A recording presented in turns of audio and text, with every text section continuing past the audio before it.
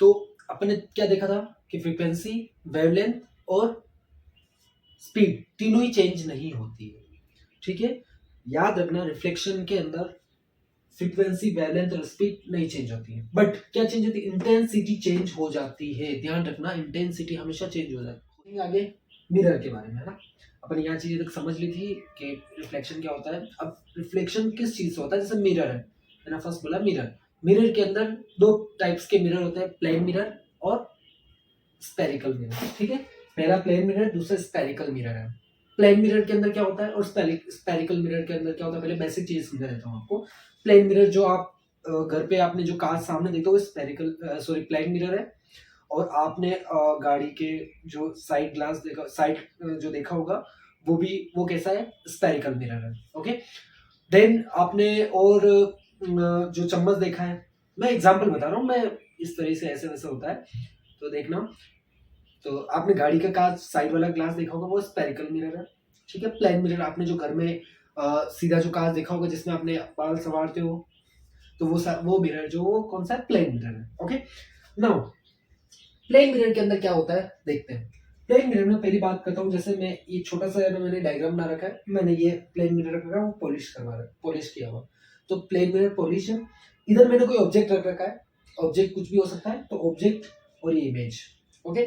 तो आप देखोगे ये जो इसकी जितनी डिस्टेंस है वही डिस्टेंस इतनी इमेज की है। तो अगर मान लो कि मैं मिरर के सामने खड़ा हूँ, मैं बाल को संवार रहा हूँ या मैं बाल को सही कर रहा हूँ, तो ऐसा मुझे महसूस होता है मेरे सामने भी उतनी ही डिस्टेंस पे वो जो अंदर है बंदा, यानी मैं ही हूँ ऑब्वियसली, बट वो वैसे ही कर रहा है। तो ये चीज देखने को मिलती है, जो प्लेन मिरर है ना, वो इसकी जो मतलब जो डिस्टेंस है वो दोनों सेम रहती है। जैसे ये मैंने लिखा हुआ है, मैं चलता हूँ उसके ऊपर, तो अब देखेंगे, जैसे मैं बात करूं रेडियस और कर्वेचर की। मैं किसकी बात की, रेडियस ऑफ कर्वेचर की। रेडियस ऑफ कर्वेचर क्या होता है कि आप जितनी आपकी रेडियस है, जैसे मान लो सर्किल बनता है, एक छोटा सी चीज समझना, जैसे सर्किल बन रहा है, ठीक है। ये सर्किल पहले मान लो पूरा सर्किल बना हुआ है, ठीक है। वो सर्किल होता होता ऐसे बना, ऐसे बनता बनता ऐसा बन गया, ठीक है। जैसे इसकी बात कर रहा हूँ, ठीक है।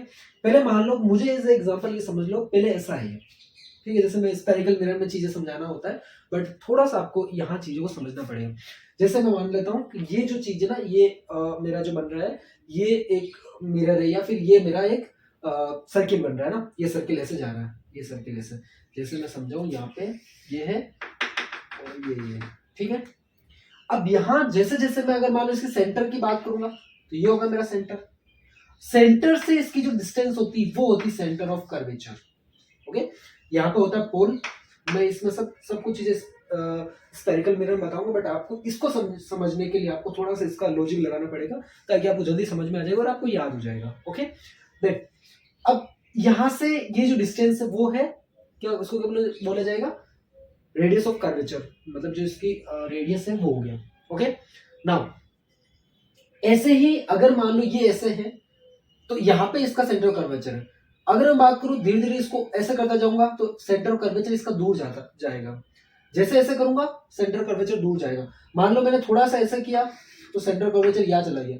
मैंने थोड़ा सा और किया, सेंटर कर्वेचर यहाँ चला गया। मैंने और किया तो सेंटर कर्वेचर यहाँ चला गया। मतलब जैसे जैसे आप ये फ्लेट लोगे, सेंटर कर्वेचर कहाँ जाएगा, इन्फिनिटी पर चला जाएगा। समझ में ये बात? तो हमेशा याद रखना है आपको, क्या प्लेन मिरर के अंदर जो सेंटर ऑफ कर्वेचर होता है वो इन्फिनिटी होता है। अब जैसे सेंटर ऑफ कर्वेचर फोकस का होता है, ये चीजें समझा देता हूं आपको। ये सेंटर ऑफ कर्वेचर और इसके बीच में जो होता है वो होता है फोकस। पोल और सेंटर ऑफ कर्वेचर के बीच में जो होता है वो क्या होता है, फोकस। ये तो इसकी डिस्टेंस है, सेंटर ऑफ कर्वेचर तो इसके और इसके बीच की डिस्टेंस है, ओके।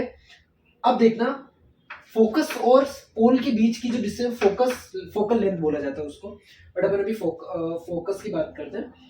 अगर ये इंफिनिटी पे, तो ये ऑफ कोर्स इंफिनिटी पे होगा, ठीक है। जब फोकस या फोकल लेंथ भी इंफिनिटी पे जाएगी।